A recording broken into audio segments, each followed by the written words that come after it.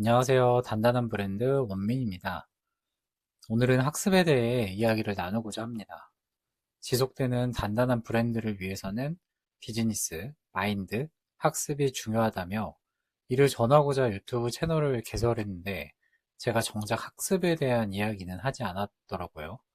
그래서 오늘은 AI 시대에 어떻게 학습을 해나가면 좋을지에 대해서 이야기를 나눠보고자 합니다. 우리는 보통 이렇게 생각합니다. 열심히 공부하면, 더 많이 알면, 시간이 지나면 자연스럽게 나아질 거라고요. 그래서 무엇을 더 배우면 좋을까라며 끊임없이 질문하며 계속해서 새로운 지식과 정보를 찾습니다. 마케팅을 더 공부해야 하나? 트렌드를 더 따라가야 하나? AI도 배워야 하나? 마치 쫓기듯이 말입니다. 그런데 이처럼 많은 정보를 접하고 공부하는데 이상하게 판단은 더 어려워지고 결정은 더 느려지는 느낌을 받기도 합니다. 심지어는 뒤처지지 않을까 두렵기도 하죠. 이러한 불안은 개인의 문제가 아닙니다. 사실 인류 전체가 비슷한 상황을 겪고 있습니다. 우리는 오랫동안 인간이 점점 더 똑똑해지고 있다고 믿어왔습니다. 무슨 말이냐고요? 인간의 지능의 역사를 잠시 들여다보겠습니다. 여러분 혹시 플린 효과라는 말을 들어보셨나요? 미국의 심리학자 제임스 플린이 발견한 아주 흥미로운 현상입니다. 플린 교수가 수십 년간 전 세계의 IQ 테스트를 분석했더니 인류의 평균 IQ가 10년마다 약 3점씩 꾸준히 상승해 왔다는 것을 발견했습니다. 100년 전 우리 조상님들보다 지금의 우리가 수치상으로는 훨씬 똑똑해졌다는 뜻이죠. 당연히 추측될 수 있는 내용입니다. 그런데 여기서 중요한 점이 있습니다. 인간의 뇌구조나 유전자가 불과 몇십 년 만에 진화한 걸까요? 아닙니다. 플린 교수는 그 원인을 환경의 변화에서 찾았습니다.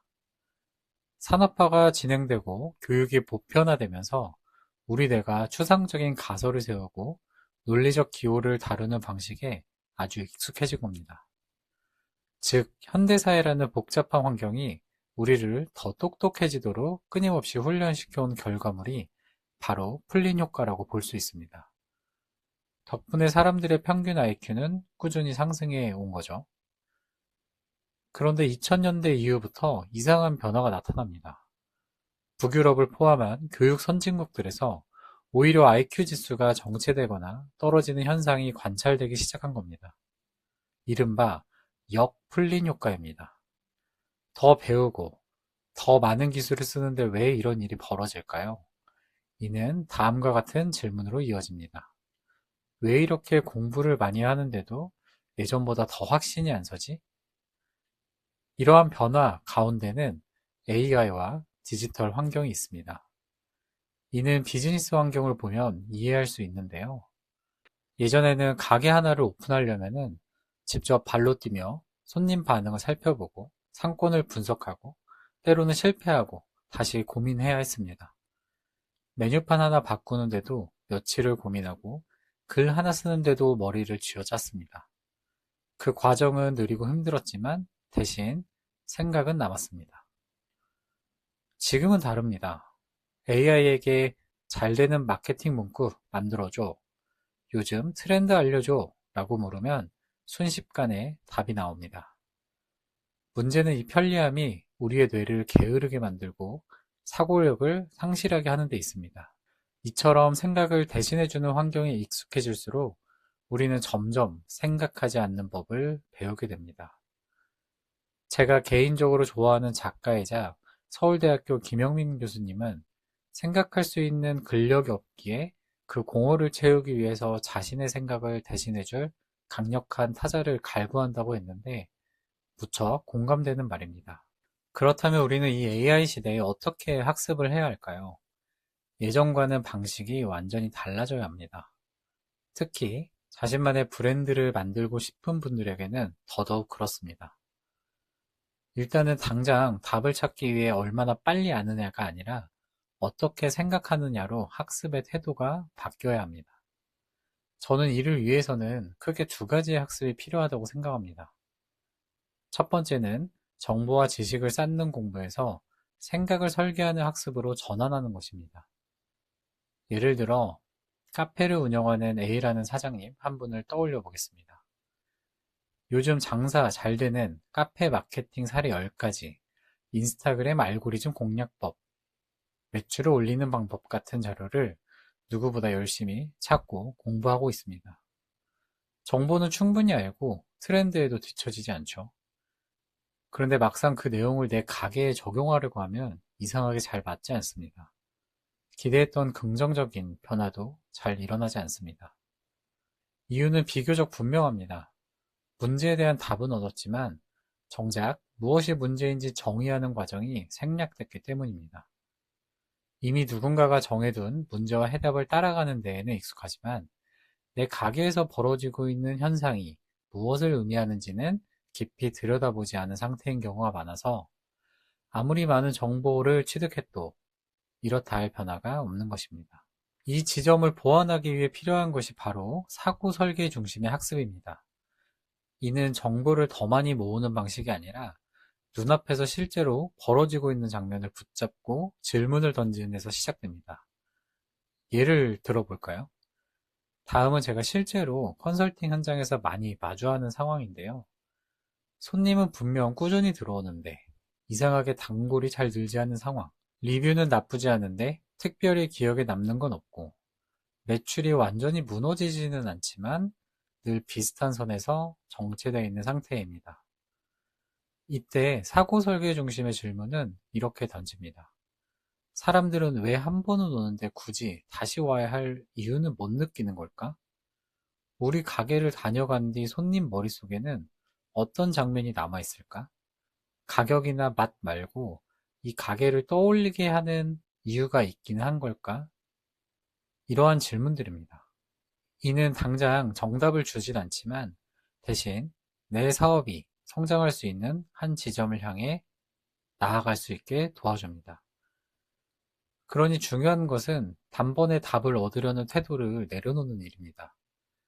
요즘 트렌드는 이거래 라는 외부의 정답을 가져오기보다는 지금 우리 가게에서 반복해서 벌어지고 있는 현상 하나를 붙잡고 그 원인과 배경에 대해 가설을 세워보는 것입니다. 예를 들어 문제는 홍보가 아니라 첫 방문 경험이 너무 무난해서 기억에 남지 않는 데 있을지도 모른다 라는 가설을 세우는 식입니다. 이때 AI나 각종 자료는 정답을 대신 내려주는 존재가 아니라 내가 세운 이 가설을 검증하는 도구로 사용하시면 됩니다. 사고 설계 중심 학습이란 정보를 소비하는 속도를 높이는 것이 아니라 질문의 정확도를 높이는 훈련에 가깝습니다.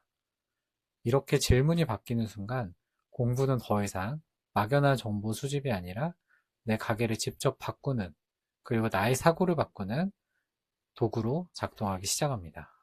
두 번째는 정보를 이해하는 학습에서 그 정보를 내 일과 삶의 맥락 속에서 해석하는 학습을 하는 것입니다. 예를 들면 이런 것입니다.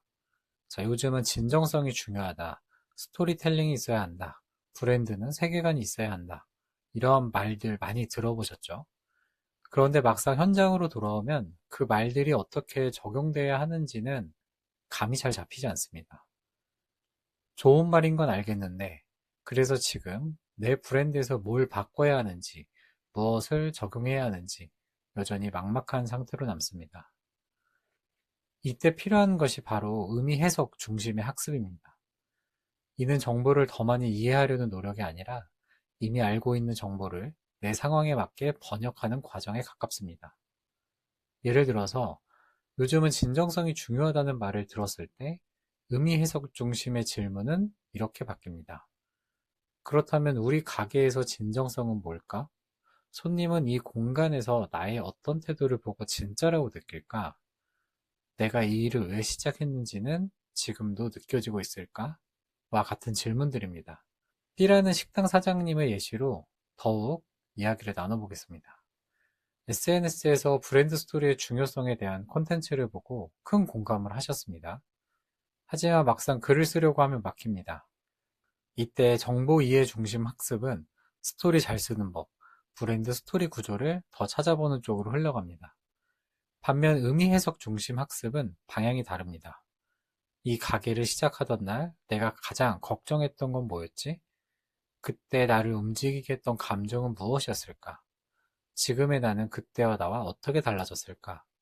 이러한 것처럼 보다 더 나에 대한 근본적인 생각과 관점에 대한 질문으로 이야기가 시작됩니다. 이 과정에서 중요한 건 내가 접한 정보를 그대로 따라하지 않는다는 점입니다. 같은 스토리텔링이라는 개념도 누군가에게는 가족 이야기일 수 있고, 누군가에게는 지역과의 관계일 수 있으며, 또 누군가에게는 오랜 시행착오의 기록일 수 있습니다. 정리하자면 의미 해석 중심 학습이란 남의 언어를 빌려서 나한테 무조건 적용해 나가는 공부가 아니라 나만의 언어를 찾아가는 공부라고 생각하시면 됩니다. 미국의 사회학자 셰리 터클은 인간이 기술에 의존할수록 스스로 생각하고 판단하는 능력이 약화된다고 말하며 생각하지 않아도 되는 상태에 익숙해지는 위험에 빠진다며 반복해서 경고했습니다. 지금처럼 AI가 보편화되고 있는 시대에 큰 경각심을 주는 말입니다. 그래서 AI 시대의 학습은 정답을 더 빨리 찾는 연습이 아니라 질문을 더 정확하게 세우고 정보를 자신의 삶과 일 속에 해석하는 훈련이 되어야 합니다. 자, 오늘은 이렇게 AI 시대의 학습법을 풀린 효과라는 현상과 함께 짚어보았습니다. 기술의 편리함은 우리 생각을 도와줄 수는 있지만 그 결과가 나에게 꼭 맞는 정답이 되어줄 수는 없습니다. 결국 핵심은 정보의 양이 아니라 내 상황에 맞게 해석하고 현장에서 직접 검증해내는 힘이 있습니다. 브랜드를 만든다는 것은 나만의 기준을 세우기 위해 사고의 주도권을 타인에게 주지 않겠다는 선언과도 같습니다. 그러니 여러분의 고민과 답을 찾아가는 다소 지난한 과정이 여러분의 조금 더 단단하게 만드는 밑거름이 될 수 있다는 사실을 잊지 마시길 바랍니다. 저의 본업이 연구와 강의이다 보니 이번 학습편에서 유독 하고 싶은 말이 많아 이야기가 다소 길어졌던 것 같습니다.